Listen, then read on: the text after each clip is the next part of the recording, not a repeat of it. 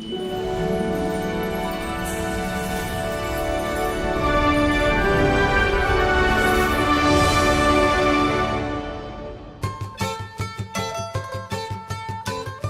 I'm David Cullister, and this is Time to Remember.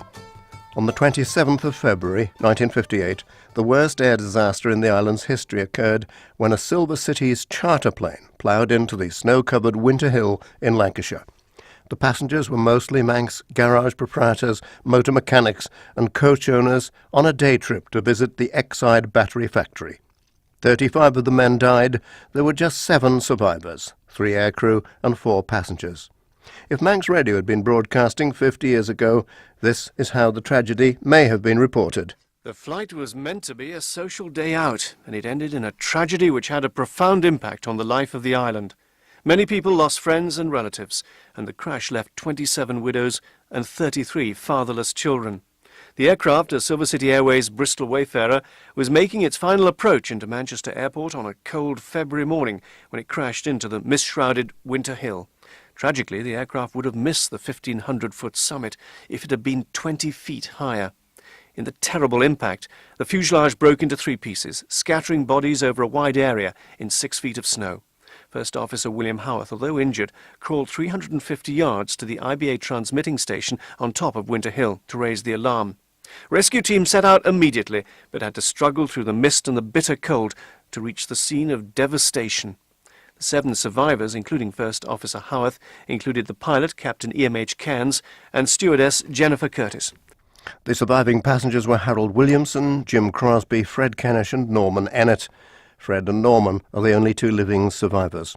Of the 33 dependent children, 15 were boys, 18 were girls. Their ages ranged from 19 down to 1 month, although the majority were under 10. Today's contributors share their memories of the tragedy. One of the best-known garages in the Isle of Man in 1958 was E.B. Christian and Company, but as we'll now hear, no invitation was sent to them by Exide. Ken Blackburn was just 26 at the time and working for EB's as a salesman, but his duties also involved delivering Lucas batteries and accessories for which Christians held the agency. Yes, well, the obvious reason for that was, of course, because we were in opposition to Exide, and this having been organised by Exide, and the then manager of not Island Garages, it was later on it was called Island Garages, in those days it was Ramsey Motors, was Arthur Tonkin, and he obviously invited his customers along, and he certainly wouldn't be coming to E.B. Christians who were in opposition. You will have known then a lot of these people who lost their lives. Quite a number of people, and I mentioned Arthur Tonkin. I remember Arthur actually selling my father a car, and I remember this one specifically because it wasn't a Ford, it was a Vauxhall Wyvern, but we took this car away. Dad didn't come with me, he gave me permission to take the car with some friends, and we toured around the south of England and had a wonderful holiday. Yes. Tell me about some of the others that you knew. Well, Teddy Christian, first of all, as you say, was the manager of the Salisbury garage, and I, in those days, had motorcycles myself and had servicing and repairs done at the Salisbury, so I knew Teddy Christian quite well. There was also Arthur Gleave, I forgot to mention, in connection with Exide. I think Arthur Gleave was the person who was driving what we call the Exide van. In other words, he was doing a similar job to what I was doing. The Harding brothers, of course. Well, Billy and David, who were the sons of Gilbert Harding, who had the big cycle shop and indeed sold motorcycles in Douglas. Billy in particular I remember very well because he was a big star in the local scrambling world in those days, and I can remember watching Billy at all the major scrambles courses on the island, motocross courses they call them now. And in particular, I remember watching them at Windy Corner when they had the scrambles course up there, and also at the top of Glen Helen. There's a connection, I think you told me, with York Road Bus Depot in this as well, isn't there?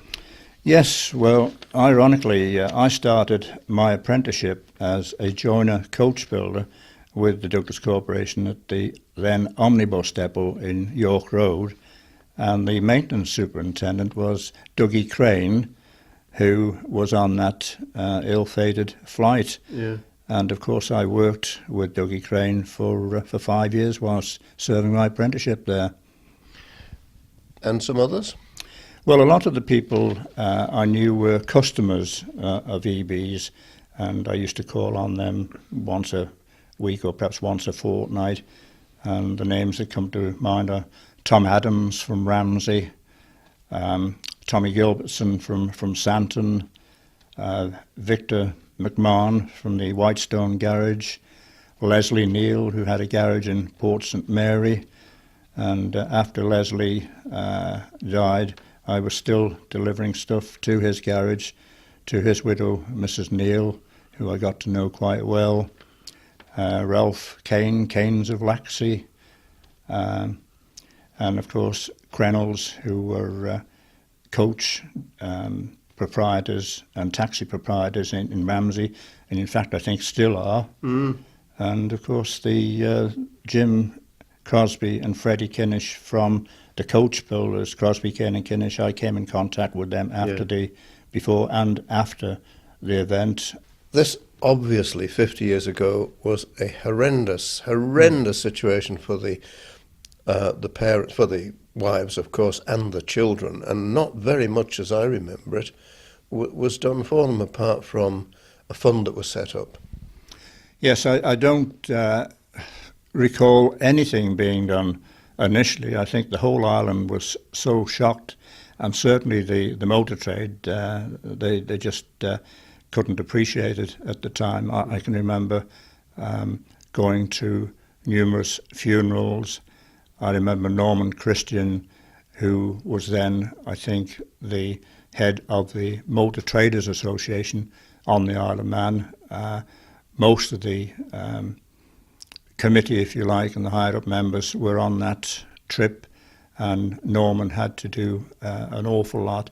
In fact, I do remember he did a big obituary for the local paper, although I haven't actually got a copy of that. But it was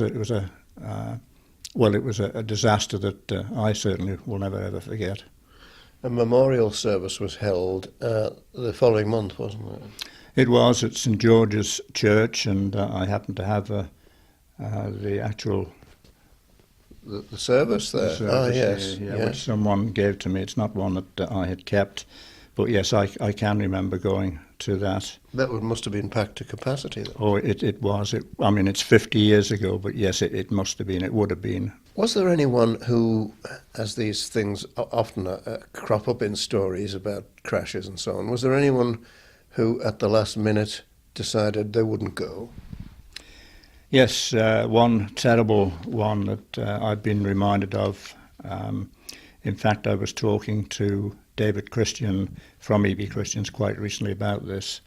And Dickie Crane, who was the owner of Empire Garage in Peel, was down to go on the trip, and he was moving house at the time, and apparently thought he could fit in the trip, but on the last minute realised he wasn't going to be able to do that. So he said, rather than waste the ticket, I'll send one of my mechanics. And one of his mechanics, Selwyn Lace, was quite happy to go along and take his place. And unfortunately, Selwyn was one of the chaps who was killed in the disaster. Dickie then had to go away to identify his body, and he got a terrible shock on doing so because the body had been labelled with Dickie's name on, Richard Crane, and that must have been one terrible shock for him. Yes, they hadn't changed the name card then. No, in those days things were not as tight as they are now. Yeah. You required identification to go on planes and so on. Yeah. And he literally just took Dickie's ticket and went on board with that. And of course, no one had any reason to doubt that he wasn't Dickie. Ken Blackburn. Olga Gray was Selwyn Lace's sister, and recently, together with her husband Michael, she recalled the tragic accident and its aftermath. Yes, Selwyn worked with Dickie, and on that very day, Dickie was due to move house, and apparently he and Selwyn had a conversation going such as, right, I'm in problems here with the wife. Shall we toss a coin for it? And apparently that's what they did. And that's how Selwyn came to take his place and go on that fatal journey. What age was Selwyn then? Selwyn was 37, and actually the day after he would have been 38. Yes. And you were not on the island at the time? No, I was living in Liverpool with Michael, my husband. And you were how old then? I was 22, just recently married, and Michael just recently out of the army. There's a big age difference there between 37 and 22, isn't there? Yes. So when you were growing up, were you close together or not? Well, the boys always loved me. My mother and father had 2 marriages. My father and mother both had been left widow and widower with 3 children, each 3 girls, 3 boys. Then I came along, so my brothers all really spoiled me. And yes, Selwyn was the one I got on very well with when we were He looked young. after you a bit, did he? Well, he did, yes, and he had a passion for motorbikes. He was always tinkering with motorbikes. Yeah. We lived in Railway Terrace, and we had a back lane, and he had bikes in pieces forever in the lane. And, of course, he spent his formative years in the Salisbury garage and was always to be found on a motorbike. How did you find out about his death then? Because you were in Liverpool at the time. I was in Liverpool, and sadly my mother was seriously ill at the time. I didn't know she was dying, and I had a phone call from my sister to say that my other brother Dennis was with my mother, and my mother was quite ill, although she didn't tell me she was dying, and that news had come through that Selwyn had been on this plane that had gone down, and there was some confusion about it because obviously his name wasn't on the list, and in the Liverpool Echo that night his name didn't appear at all, and there was terrible confusion about the whole thing. And I said to Michael, this can't be true. And then I had another phone call later in the night to say yes, it was true, and that the steamer coming from the Isle of Man the next morning, which was the Friday the 28th of February, would be bringing relatives to go on up to Horwich to identify. And it was thought that I should go down to the landing stage and meet the people there. And What happened after that? Well, I did. I went down, and it was obviously a very, very sad occasion. I have very little memory of what it all looked like, apart from a lot of black cars waiting for people dressed in black and very sunburned. And I was very young, and I was asked to get into the car, and I don't remember the journey up to Horwich, but I do remember the scene when we got there, of a lot of people eager to meet us and help us, and we were ushered into what was then a little Methodist church hall, and that's where we spent the next whatever hours, many hours, because adjacent to the church hall was the actual chapel, which was used as the mortuary. And because I was probably the youngest there, they asked would I like to be the last person to go in to the chapel to make the identification. So I was a long time standing in that hole, which was full of steam, of forever kettles boiling and endless cups of tea being offered. That must be one of the worst waits of your life. Well, it was, and that's what I remember. That's one of the vividest memories I have, the smell of the hall, many different smells of the hall, and the people standing around not knowing what to say, and people coming up to you not knowing what to say. Now, a few years ago, you went with your husband Michael and others, didn't you, to Winter Hill to have a memorial of some sort erected there. Now, tell me about that. Well, it was some 21 years after the actual disaster happened up on Winter Hill. I was to drive up and down the motorway to Manchester because our daughter was doing a degree in Manchester and Salford. And I used to say to her, would you not like to go back up there and have a look? She said no. So it was 21 years, and she said, OK. So we went back up to Horwich. We made our way up to actually Winter Hill, and we went to the actual station, knocked on the door. I had to be beware of the falling ice from the big mast up there. And we spoke to one of the radio engineers in there, and he had some papers inside which some of his former colleagues had, and it was for the Bolton News.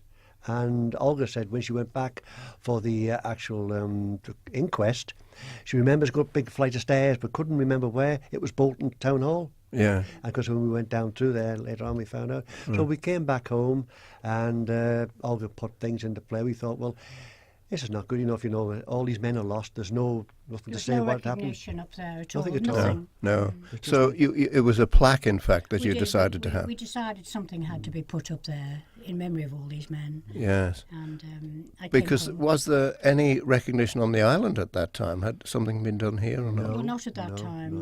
No. It seemed to fade away, really. What a mess. Shut the door, draw the curtain over it. Yeah. It was Nobody sad. wanted to do it here Well, then? no, I think perhaps nobody thought to do it, really. I think perhaps at the back of their minds it was something that they thought one day we'll do.